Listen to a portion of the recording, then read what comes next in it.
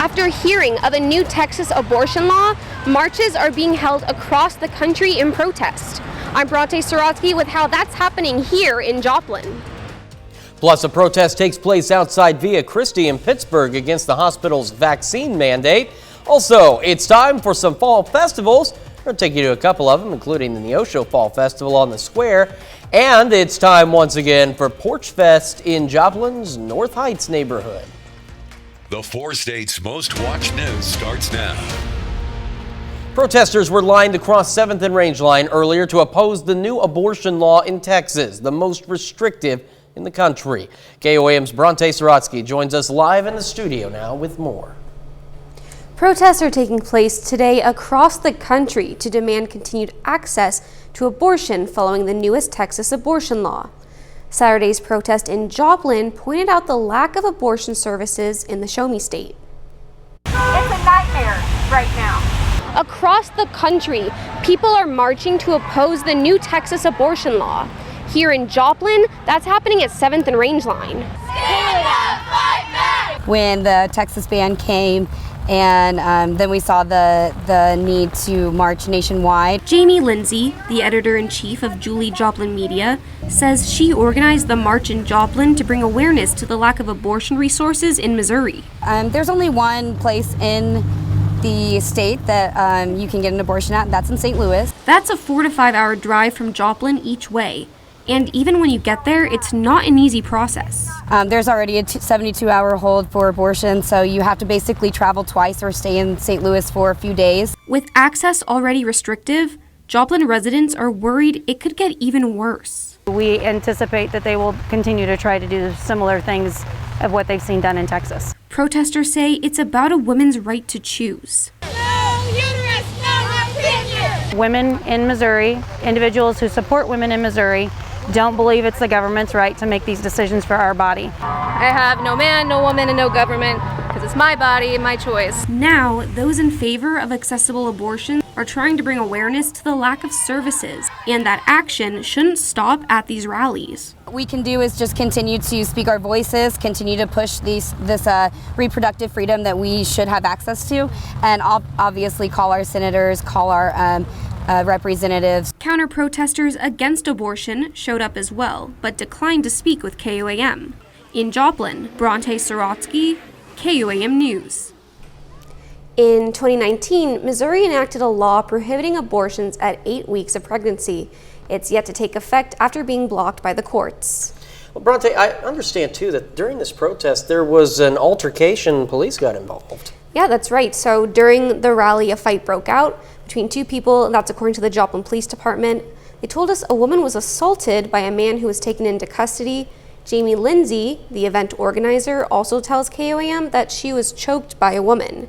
We asked JPD for more details, but said they were unaware of the second assault at this time, and that it was still an ongoing investigation.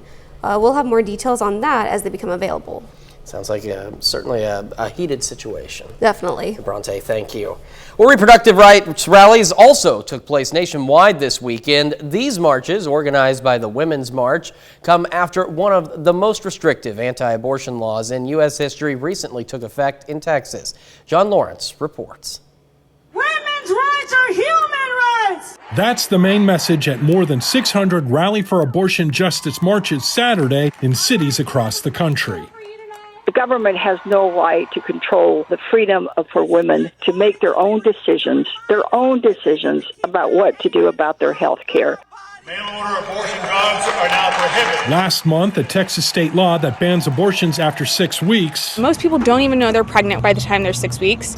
With no exceptions for rape or incest went into effect. What Greg Abbott and the Texas Republicans are trying to do is an open defiance of the Constitution, and they will hear our voices today, y'all. The Supreme Court, which denied a request to block Texas's bill, returns Monday. Activists say they're worried other states will follow the Lone Star State's example and weaken Roe v. Wade, the 1973 landmark ruling. I'm just curious what has changed in that time frame that makes our Supreme Court justices think that we have changed our minds about that.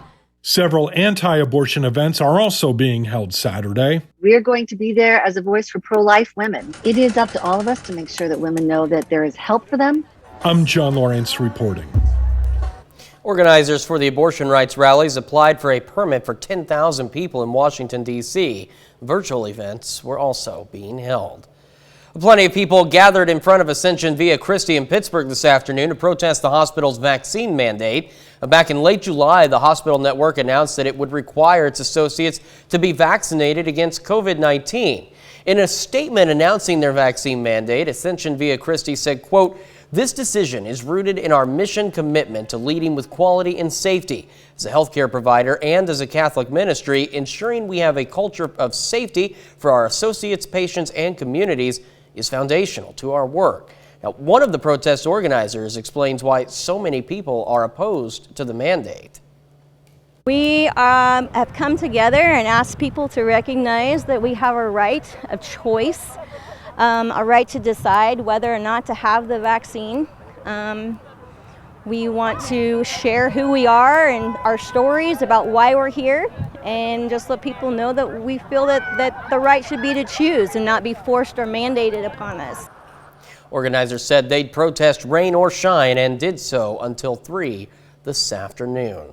Rain's certainly a situation for many of us today. Nick Kelly joins us with what the future holds. Fortunately, a little bit of a break in the action, Chris, as our rain chances today continue to wind on down throughout the course of the night. Still a little bit of wet roast from 7th and Rangeline because of the rain that passed on through earlier today. And that kept temperatures down, 66 this morning and only bouncing up to 76 degrees this afternoon. Any leftover showers are mainly in our far northern counties, north of US 54, as our main wave continues to rotate off toward the east, and that's where those showers are going as well. At the surface, we're finally getting behind a cold front with a northwesterly breeze kicking in, and our main upper low spinning across the northern parts of Missouri. It's going to try and still play a role in our forecast for tomorrow, but for now, though, we're mainly in the mid to upper 60s across much of the region. I see us mainly dropping back near 60 as we go into tomorrow morning. The backside of that wave, though, Chris, might bring in a random shower tomorrow, but you can see how it'll still feel like fall with highs near 76. We'll break down the rest of the week coming up in a bit. All right, Nick, thank you. The city of Neosho held its annual fall festival this afternoon despite the rain across the area. Around 140 vendors set up shop along the square, providing a number of unique items for folks to browse through and buy.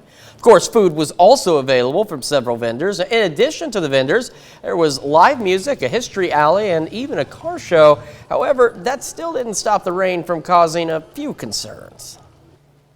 I was a little worried. We were supposed to have bounce houses. They weren't able to come because of the rain. So I was a little worried that more people would cancel, but everybody's come out and I think everybody's doing well on sales, and it seems like there's, people at every single booth looking at things. The festival has been going on for around 60 years now.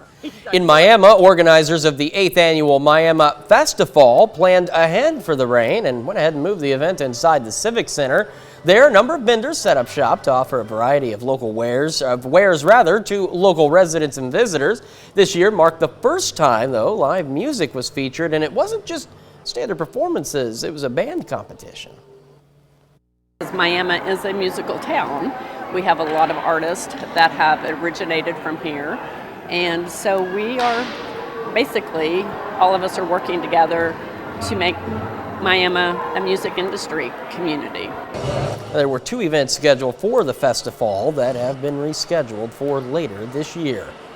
Heading up north now to Pittsburgh, the Kids Garage Sale took place inside the Lincoln Center at Lincoln Park. Kids with their families helped set up tables with a number of items they were ready to part with. One of the kids we spoke with says she didn't bring anything to the sale she wanted to keep around, just some of the cool stuff that other kids might like that she doesn't really need anymore. We're selling fidgets, my old toys, clothes, shoes, and stuffed animals and baby dolls. Well, I sold this really Bobby boat for $5, and it's vintage. I didn't think it was going to sell. The sale was held today from 9 to noon. Back in Joplin, Porch Fest is back in the North Heights neighborhood in Joplin's historic Murfreesburg district. Porch Fest, of course, isn't a celebration of porches. Rather, it's a celebration from porches. There were artisans, food trucks, and the best of all, a number of bands scheduled to perform. Bands set up on porches throughout the neighborhood, offering a walking concert for those in attendance. Porch Fest was started in 2017. And we take this time now to honor one of our many four-state heroes. Gunnery Sergeant Willard Betterton served in the Marines in Vietnam and Desert Storm. His hometown, Wemp City. We're proud to recognize Gunnery Sergeant Willard Betterton, tonight's four-state hero. And remember, learn more about other heroes, or if you'd like to nominate one of your own at any time, all you need to do is head to that website you see there. It's KOAMNewsNow.com. Well, still ahead on the KOAM News at 10, TYSON reaches a major vaccine milestone, and 3 people are killed in Houston by an out-of-control car.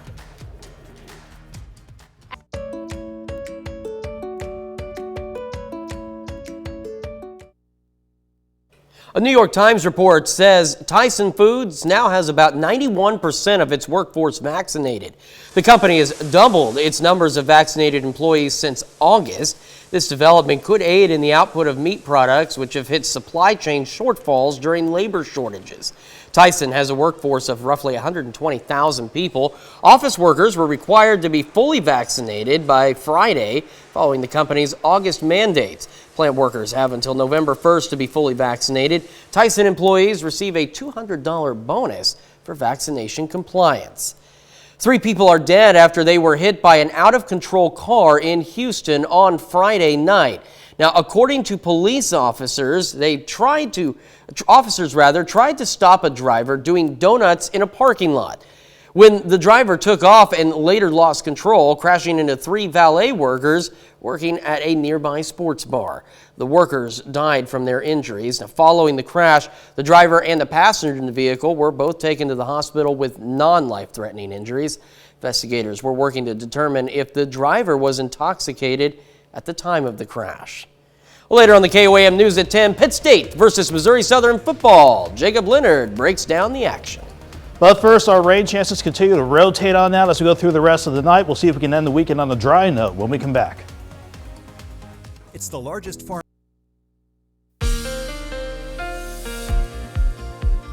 Quite a bit of rain to tackle as we went through our Saturday, but thankfully we can turn the corner a little bit as we wrap up the weekend for tomorrow. But looking back on the day from Indigo Sky just outside of Seneca, Missouri, showed quite a bit of rain, even a little bit of fog to start this morning out. Then at times we did have some dry time, and not to mention maybe a few peaks of the sun, but you can see how the cloud cover held pretty tough if you weren't seeing much in the way of rain throughout the course of the day. Not only do we have one batch that rolled on through during the morning and into the early afternoon, we had to deal with another scattered batch of showers and a couple of thunderstorms at times.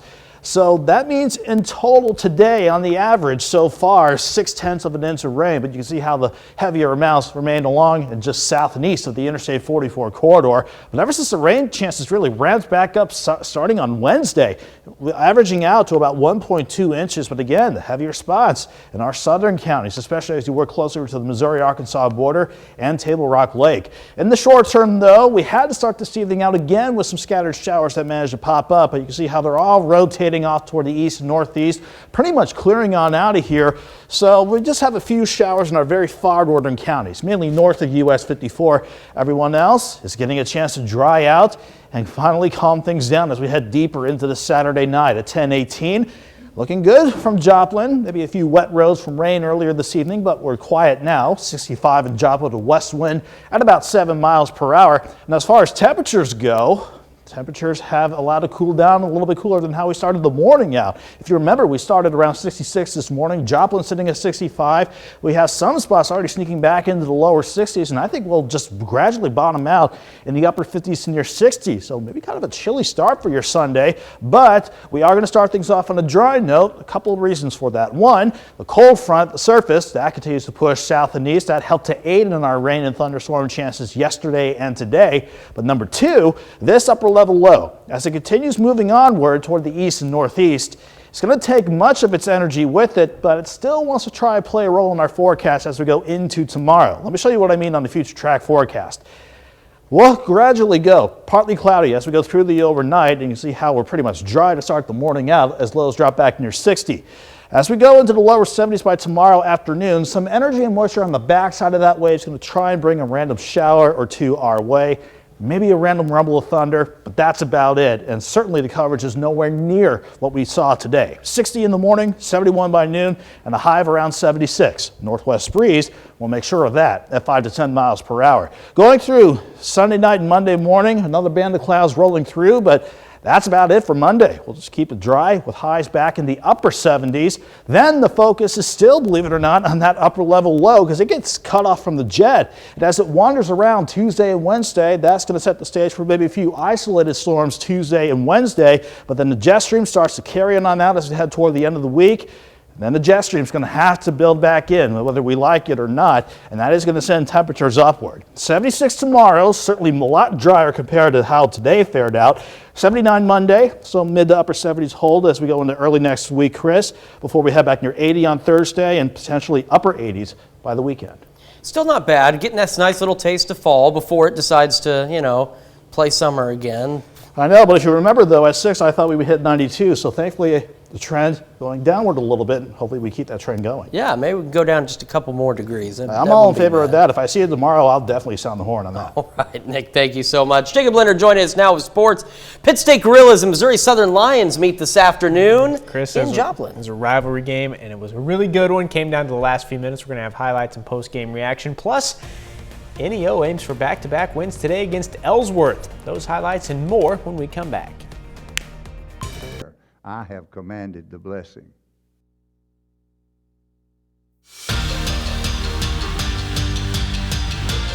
Today is rivalry day for Pittsburg State and Missouri Southern football. The two teams meet this afternoon in Joplin in the latest installment of the Miners Bowl. Now, the Gorillas have won 6 straight against Southern and 25 of the last 26. Early on, Lions already up 3. Carthage product Colton Winder steps in front of it for the interception in the end zone. Second quarter now. First touchdown of the game here. Max Sexton out to Jalen Martin. Martin does the rest. 17-yard score. Gorillas go to half up 7-6. The two teams trade field goals in the third. Nick Williams putting it through for the Lions.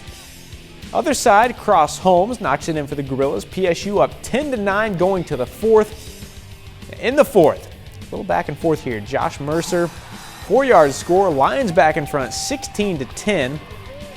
Pitt State responds after a big punt return. Sexton out to Christian Carter. A couple moves and he's in for the 15-yard touchdown. Gorillas back up 20-16. Final chance for the Lions here. 4th down, 2 to go. PJ Sarwinski. Galena High School product there to make the play. Pitt State survives against Missouri Southern today, 20-16. We did not back down from a challenge. We did not back down from them. We drove up and down the field. We had such success. I don't know what we ended up with rushing yards, but we controlled the clock. We moved the ball. We played. I thought we were more physical than them at times. And so now, man, if you turn those field goals into touchdowns, the ball game's different. Yeah, I was happy with the way our defense played other than some of those penalties, but they certainly kept us in the football game the entire 60 minutes, and we needed them because we weren't playing very well at all on the offensive side. Anytime you win in a close one, it shows just that you got grit. You have grit on your team, and you know how to win. You know, great teams, good teams do that. They know how to win in the end, even when you're struggling. Well, NEO Golden Norsemen picked up their first win of the season last week. NEO topped Navarro 39-15 on homecoming weekend to get to 1-2 through 3 games. Now the Norsemen at home once again today, trying to get to 500 against Ellsworth. Down by an early field goal, check this out. NEO about to cross the goal line, but the ball comes out. Takes a wild bounce backwards. Norsemen would recover. They earn another shot at it. This time, Perry Olson gives it off to Jamani Jones. Clear shot to the end zone. Norsemen up 6-3 with that. Now under a minute left in the half. Josh Bauer keeps it, finds his way in. Ellsworth leads at half, but NEO rallies in the second half to win a tight one, 27-24. Jayhawk Conference here. Coffeyville aims to get to 4-0 at Butler tonight. The Ravens jump on top quick. Jackson Thompson to Isaiah Taylor. Puts them up 7-0 less than 3 minutes in. The Grizzlies' opening drive didn't go anywhere. Gavin Screws met by Allen Henry for the sack. Forces a punt. The next Raven drive, key play here. Pass complete to Bryce Childress. Hit by Tavian Mayo. Questionable targeting call favors the Ravens. And it leads to this. Thompson to Corterius Wills. Just stays in bounds on a nice grab, makes it 14-0. Second quarter now. Ravens after more, but facing 3rd and 19. Check out the great pass breakup from former Pittsburgh Purple Dragon Dylan Jordan there for Butler. Game actually still going. Ravens lead at 35-21 with about 4 to play. In the Big 12, the Kansas State Wildcats host 6th-ranked Oklahoma today, trying to hand the Sooners their first loss of the season. That one is final. It was a good one, but Oklahoma wins by 6, 37-31. Well, today is a big opportunity for the Arkansas Razorbacks. Arkansas hits the road today for a top 10 matchup against Georgia, trying to stay unbeaten. Now, the Hogs ranked 8th in the country coming into this one, while Georgia is number 2. Zamir White gives Georgia the early lead. 3-yard score, Dogs up 7. Later in the first, Kendall Milton from 1 yard out. Arkansas now in a 14-point hole. And it didn't take long for this one to go sideways. Razorbacks punting. Dan Jackson there for the block. White recovers it in the end zone. That is a touchdown. Georgia already up 21-0, and they didn't stop there. White finds his way into the end zone again in the fourth. Georgia shuts out Arkansas today 37-0. One more out of the SEC. Mizzou hosts Tennessee, trying to pick up their first league win. Volunteers, though, scored 60 on them. Tigers fall on this one 62-24. Tennessee finishes the afternoon with 683 total yards of offense. And that's a look at sports. We're back with more news after this. KOAM TV is looking for organizations that... Well, we certainly have dealt with some rain that we did need. Yeah. Thankfully not all at once. We got more rain coming, or are we get good for a little bit? A little bit drier, well, compared to today, certainly drier for tomorrow, I should say. The backside of this wave, though, is going to try to bring in a random shower during the day tomorrow, during the afternoon. That's about it. Most of us are dry with highs near 76. We go 79 Monday. That wave, though, is going to try to bring some isolated storms Tuesday and Wednesday, then a skedaddles by the end of the week. But that's also when the 80s come back. It's still not too bad. I mean, it could be considerably colder. I fear that's what's going to happen, is we're suddenly just going to have a cold snap in the middle of October. Well, at least as long as it makes it feel like fall instead of us going back into the 90s. True, very true. Nick, thank you. Jake, final check in sports. Former Carthage High School standout wide receiver Arkell Smith, huge day for Central Missouri against Northeastern State. 7 catches, 133 yards, and 3 touchdowns. I always love to see local kids go on and do good things. Oh, yeah. And we got some great local product around here. So, guys, thank you so much. That is our time for now. See you back here tomorrow night. Thanks for making us part of your night.